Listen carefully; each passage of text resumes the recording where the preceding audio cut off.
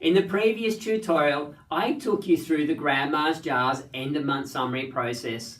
This process is really important in helping you determine how much you need in that first pool. So how much you need in your bank accounts to match what your budget says you need.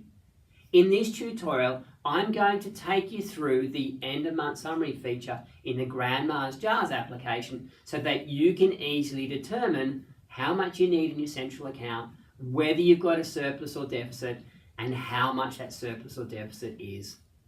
Okay, so let's have a look now at what this end of month summary process looks like in the Grandma's Jars budget application. This is our end of month summary page, which can be found under Budget Tools. The first table on this end of month summary is where you update the budget with your actual bank accounts. So here we can see a list of Bill and Betty's bank accounts. We then see the current balance in the budget. Now this current balance in the budget is what the budget believes you should have in your bank accounts based on the starting balance at the beginning of the month and all the transactions that have come in and out of the budget over the course of the month. Now, in actual balance, at the end of each month, you will have the opportunity to update the balances of your bank account. So in here, you will record exactly what the balances of your bank account were on the last day of the month. Once you've popped that in there and submitted your balances, the system will then adjust the amounts in the budget. So we can see this column in the middle here is the adjustment amount. Now normally the adjustment amounts won't be nearly that big, but I use this particular budget to demonstrate in all of my videos, so sometimes it's a little bit out. But we enter the actual balance to update the system with what your true bank account balance is. This last column then is used to tell the budget which of the bank accounts hold all of your jar money. So that money that you've accumulated for all your future expenses, which bank account is that money actually sitting in? So in this example, the savings offset account, even though it's got $5,700 in it, we've put a 0 under amount to use for summary because we don't want that to be included in the end of month summary process because none of the jar money sits in that savings account. Remember, what we're trying to do is make a comparison between what our bank account has and what our budget says we need to have. We can also update our credit card balances. We can update our debt balances. But at the end of the day, the thing we're most interested in, so remember, we're trying to make sure that our bank account equals our budget. So down the bottom here, you can see our surplus deficit formula. This is the formula that tells us whether or not our bank account actually matches what our budget says we need. So on the left-hand side, you can see bank balance $14,150. This is the total of all the bank accounts that we listed under the amount to use for summary in this top right table here. We've then got, well, what has been added to the credit card this month? The next one after that is next month's everyday allowance. So this is money we're setting aside for our everyday spending. On the first of the month, this gets transferred into a separate bank account and it sits there then for our everyday spending. And then we have the total of our jars. So this is what was left in our jars at the end of last month. We add those three things together and we need to make sure that our bank account has those three things covered. We can see here that the $14,150 just covers next month's everyday expenses and the jar funds remaining. So we have a or Bill and Betty have a $232 surplus. This is fantastic because what this means is that their first pool is full.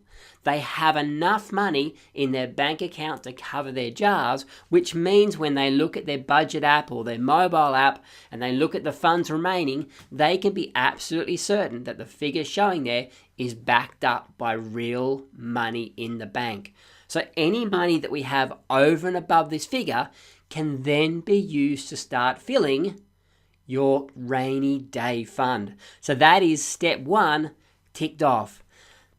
Now let's have a look at what it would look like if Bill and Betty actually had a deficit. So what I've done is I've gone and reduced the balance in their bank account, in their central account, from $14,000 to $13,500.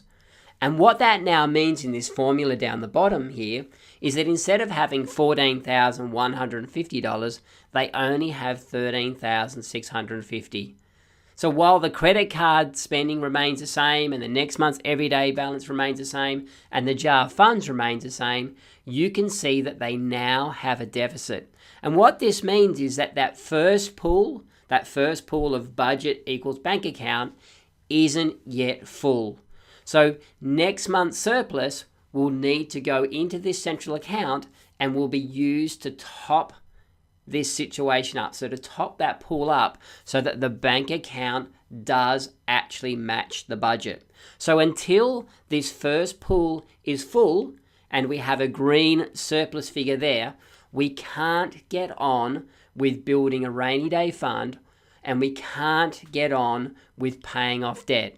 Now in this case, Bill and Betty do have some savings in their offset account, so we would be pulling $263 out of their savings to top up their central working account, because the number one priority is that that first pool of water is full. We can't do anything else until that first pool of water is full. So in this instance, as I said, we would take money out of savings to top up that central account. If you didn't have any savings, then we would be waiting on next month's surplus, assuming we have one, next month's surplus to top that pool up so that it is now full, and then we can start focusing on building a rainy day fund or paying off debt. So I hope that makes sense.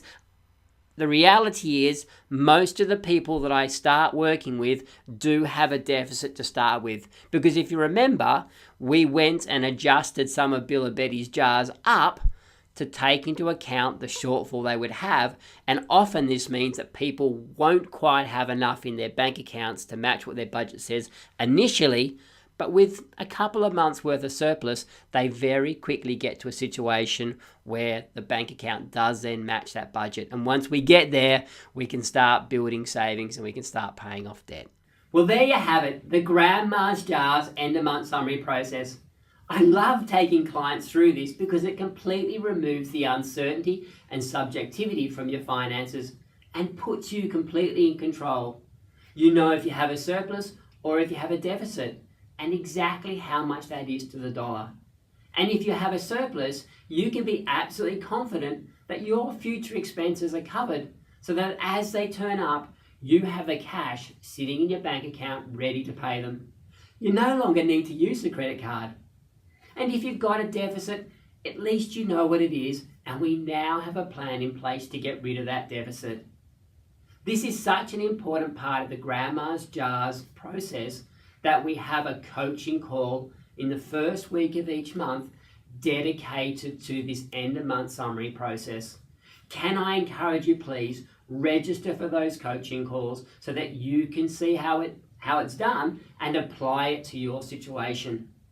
Your homework is to make sure that on the last day of the month you record your bank account and credit card balances, and that you register for the next end of month summary coaching call. In the next tutorial, I'm going to take you through a success story from one of my clients and how they've achieved step 1 and step 2 of this process. It's a really inspiring story, and I have no doubt that it will really help you understand the process as we've discussed it so far.